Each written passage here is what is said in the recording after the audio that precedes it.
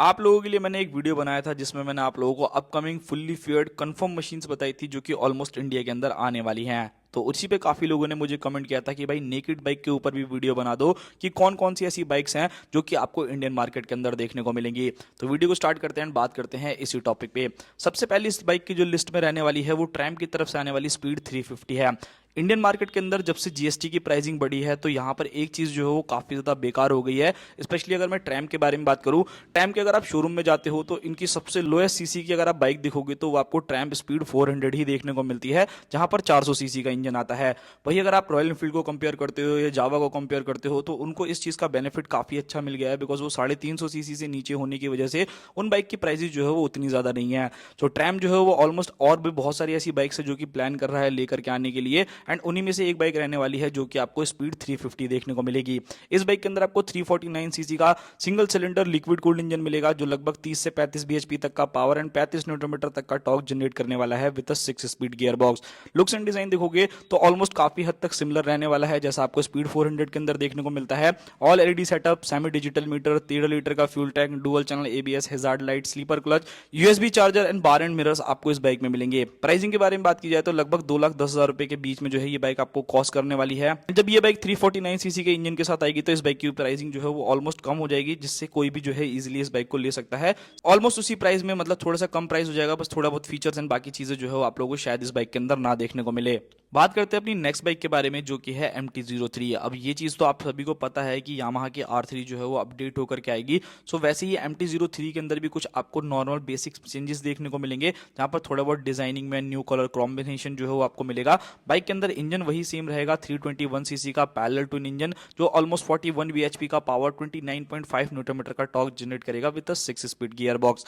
इस बाइक की अगर मैं बात करता हूँ बाकी सभी चीज़ों के बारे में, like tyre, suspension and braking system, तो ये ऑलमोस्ट सिमिलर रहने वाला है जैसा कि आपको अभी वाला मॉडल देखने को मिलता है।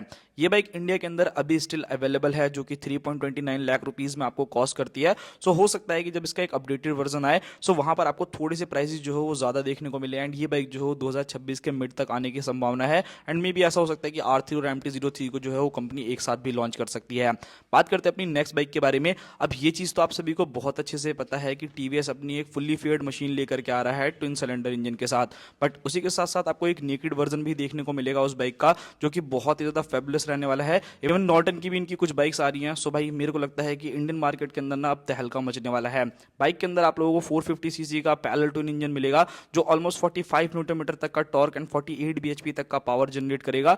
फीचर वाइज अगर आप देखते हो टीवीएस को तो मुझे लगता है कि जो उनकी अभी रिसेंट की बाइक्स हैं उसमें भी इतने सारे फीचर्स हैं ना कि भाई लिटरली मतलब हर कंपनी को जो है वो शॉक में डाल रखा है कि इतने सारे फीचर्स आखिर टीवीएस ऑफर कैसे करता है। इस बाइक के अंदर आपको drag control, all LED setup, traction control, dual channel ABS, quick shifter, उसी के साथ कॉर्नरिंग एबीएस, मतलब मेरे हिसाब से भाई कोई भी ऐसा फीचर की कमी नहीं रहने वाली जो आप लोगों को इस बाइक के अंदर लगेगी। हर वो फीचर आप लोगों को इस बाइक में मिलेगा जो कि बहुत ही ज्यादा बेहतरीन रहेगा। अब बात कर लेते हैं कंपटीशन के बारे में। अब ऑब्वियसली जब टीवीएस अपनी 450 सीसी की एक नेकेड मशीन लेकर के आएगा तो ये डायरेक्टली MT-03 से एप्रिलिया 20457, केटीएम की तरफ से आने वाली ड्यूक 390, इवन आप लोगों को पता होगा कि RC 450 जो है वो स्पाई हो चुकी है, एंड उसी के साथ आपको ड्यूक 450 भी जो है वो देखने को मिल सकती है। सो उस बाइक से ये कंपटीशन करेगी। बात करते हैं प्राइसिंग के बारे में तो लगभग 4 से 4.5 लाख रुपए तक जो है इस बाइक की कॉस्ट रहेगी, एंड ये बाइक आपको 2026 के एंड तक देखने को मिलेगी इंडियन मार्केट के अंदर। बात करते हैं अपनी नेक्स्ट बाइक के बारे में जो कि है Z650S। अब इंडियन मार्केट के अंदर ऑलरेडी कावासाकी की Z650 आती है, बट इस बाइक को बहुत टाइम से अपडेट भी नहीं मिला, एंड रिसेंटली अगर आप लोग कावासाकी को देखोगे तो कावासाकी अपने पूरे लाइनअप को ना ऑलमोस्ट काफी अच्छे से अपडेट कर रहा है। चाहे वो ZX-10R हो, चाहे KLE 500 हो, या फिर कोई भी अदर बाइक को अगर आप देखते हो कावासाकी की तरफ से आने वाली, रिसेंटली निंजा 300 को भी अपडेट किया था। सो कावासाकी की Z650 जो है वो अपग्रेड होकर के आएगी, अपग्रेड होकर के आने वाली है, एंड इसके अंदर में भी आपको एक बेस एंड टॉप मॉडल मिले जो कि इंटरनेशनल मार्केट के अंदर टॉप मॉडल होता है, बट यहाँ पर जो है नॉर्मल वाला वेरिएंट आप लोगों के लिए अवेलेबल किया जाएगा। इस बाइक के अंदर जो लुक्स एंड डिजाइन है उसको कहीं ना कहीं जो है थोड़ा और इंप्रूव किया जाएगा। जैसा Z900 का नया वाला लुक आया ना, कुछ उस टाइप की डिजाइनिंग यहाँ पर कंपनी ऑफर करेगी। इंजन जो है ऑलमोस्ट सिमिलर 649 सीसी का पैरेलल ट्विन इंजन मिलेगा जो 68 68 से 70 bhp तक का पावर, 64 से 65 न्यूटन मीटर तक का टॉर्क जो है वो जनरेट करेगा। फीचर वाइज बात करी जाए तो बाइक के अंदर आपको assistant slipper clutch, dual channel ABS, smartphone connectivity, 4.3 inches की TFT display, all LED setup and quick shifter जो है वो ऑप्शनल रहने वाला है। मतलब अगर आप लोग लगवाना चाहें तो वो अलग से पैसे दे करके लगवा सकते हो, तो वो एक चीज़ है। बाकी यहाँ पर अगर मैं ब्रेकिंग के बारे में बात करूँ तो 300 mm की फ्रंट डिस्क, 220 mm की रियर डिस्क देखने को मिलेगी। एंड इस बाइक के अंदर मुझे लगता है कि एक चीज़ की कमी जो है वो कंपनी छोड़ देती है। इस बाइक के अंदर आपको टेलीस्कोपिक सस्पेंशन एंड रियर में मोनोशॉक एब्जॉर्बर जो है वो ऑफर कर रही है। मुझे लगता है कि भाई यूएसडी दे दे थोड़ा सा और ज़्यादा मज़ेदारी बन जाती है, बट ठीक है। बाकी 120 सेक्शन का फ्रंट टायर एंड 160 सेक्शन का रियर टायर आपको इस बाइक में मिलेगा।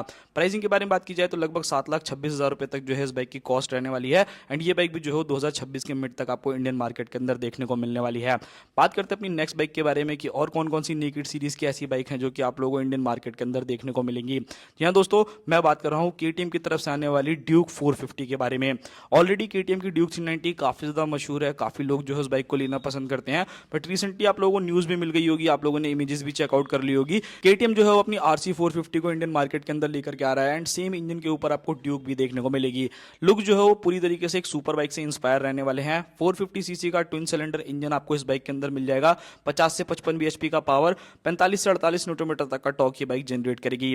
प्राइसिंग के बारे में बात की जाए तो ऑलमोस्ट ये आरसी से थोड़ी सी सस्ती रहेगी, यानी 4 से 4.5 लाख रुपए के बीच में कॉस्ट करेगी। एंड हो सकता है कि केटीएम दोनों बाइक्स को एक साथ लॉन्च कर दे या एक एक करके लॉन्च करे, तो उसका नहीं कह सकते। बट हाँ, 2026 के मिड तक आपको ये बाइक देखने को मिलेगी इंडियन मार्केट के अंदर। बाकी केटीएम जिस चीज के लिए जाना जाता है, यानी पावर, परफॉर्मेंस एंड फीचर्स, वो चीजें तो आपको मिलेगी। चाहे क्रूज कंट्रोल हो, स्टीयरिंग डैम्पर हो, क्विक शिफ्टर हो, स्लीपर क्लच हो, राइडिंग मोड हो, टीएफटी डिस्प्ले हो, कोई ऐसा फीचर नहीं है जो कि आप लोगों को इस बाइक के अंदर नहीं देखने को मिलेगा। ऑलमोस्ट सभी फीचर्स जो है इस बाइक में आने वाले हैं, जो कि एक काफी ज्यादा कमाल की चीज रहेगी। नेक्स्ट मशीन रहने वाली है यामाहा की तरफ से आने वाली MT-07 R7 इंडियन मार्केट के अंदर आ रही है। एंड सेम उसी इंजन पे बेस्ड आपको MT-07 मिलेगी। 689 सीसी का आपको इनलाइन 2 सिलेंडर इंजन मिलेगा जो लिक्विड कूल्ड FI होगा। एंड फीचर वाइज अगर बात करी जाए तो ऑलमोस्ट आपको काफी अच्छे फीचर्स मिलेंगे। एंड एक्चुअल में रियल लाइफ में भी मैंने इस बाइक को देखा था जब ऑटो एक्सपो हुआ था, देखने में बहुत ही ज्यादा ब्रिलियंट एंड बहुत ही ज्यादा प्यारी लग रही थी। बाइक के अंदर आपको sleeper clutch, dual channel ABS, 14 litre का फ्यूल टैंक, स्प्लिट सीट, उसी के साथ 5 इंच की TFT डिस्प्ले, मतलब फीचर की कोई कमी नहीं रहने वाली है। एंड ऑब्वियसली यामाहा है, यानी स्मूथ एंड रिलायबल इंजन आपको मिलेगा। 120 सेक्शन का फ्रंट में टायर एंड 180 सेक्शन तक का रियर टायर आपको इस बाइक में मिलने वाला है। बाइक की जो प्राइसिंग है 7.50 लाख रुपीज से लेकर के 8 लाख रुपीज तक जो है इस बाइक की प्राइसिंग रहेगी। एंड ये बाइक 2026 के मिड तक आप लोगों को इंडियन मार्केट के अंदर देखने को मिल सकती है। बात करते हैं अपनी नेक्स्ट बाइक के बारे में, जो कि है हीरो की तरफ से आने वाली एक्सट्रीम 250R। अब आप सभी को पता है कि हीरो ने अपने पूरे के पूरे लाइनअप में जितनी भी इनकी एक्सट्रीम सीरीज है ना, उन सभी को अपडेट कर दिया सिवाय अपनी एक्सट्रीम 250R के। इस बाइक के अंदर अब आपको बहुत जल्द जो है वो TFT डिस्प्ले, उसी के साथ क्रूज कंट्रोल वाले फीचर, बाकी जो नॉर्मल बेसिक फीचर्स हैं वो सारे के सारे फीचर्स जो है वो देखने को मिलेंगे, जो मेरे को लगता है कि एक इंपॉर्टेंट चीज है। बिकॉज इन्हीं सारे फीचर्स की वजह से कहीं ना कहीं ये बाइक जो है थोड़ी सी मार खाती है इंडियन मार्केट के अंदर। बाइक की प्राइसिंग में आपको थोड़ा बहुत इंक्रीमेंट देखने को मिलने वाला है, बहुत ज्यादा नहीं है। एंड लुक्स एंड डिजाइन जो है वो ऑलमोस्ट सिमिलर रहेंगे। 3 से 4 मेजर चेंजेस होंगे, new colour combination, TFT display, cruise control and उसके अलावा ऐसा आपको बहुत ज्यादा चीजें जो है वो नहीं मिलने वाली। बात करते हैं अपनी नेक्स्ट और लास्ट बाइक के बारे में, जो कि है MT-09। अब अगर आपको बहुत ही ज्यादा पावरफुल मशीन चाहिए या Z900 को कंपटीशन देने के लिए कोई बाइक देख रहे हो, तो मुझे लगता है कि MT-09 जो है वो आप लोगों के लिए काफी अच्छा ऑप्शन हो सकता है। बट हाँ, प्राइसिंग थोड़ी सी ज्यादा रहेगी, लगभग 11 से 12 लाख रुपए। एंड ये बाइक सीधा Z900 को कंपटीशन करेगी। 890 सीसी का DOSC इंजन, जो कि 3 सिलेंडर इंजन रहेगा, 119 bhp का पावर एंड 93 न्यूटन मीटर का टॉर्क जनरेट करेगी। कीलेस एंट्री मिलने वाली है, cruise control, hazard light, smartphone connectivity, TFT display, slipper clutch, मतलब किसी भी फीचर की कमी ऑफ कोर्स नहीं रहेगी इस बाइक के अंदर। सो आप इन सारी की सारी बाइकों में से कौन सी एक बाइक को चूज करना पसंद करोगे एंड क्यों, वो आप मुझे कमेंट बॉक्स में बताना। बाकी मिलते हैं ऐसी ही किसी नेक्स्ट वीडियो में, तब तक के लिए बाय बाय।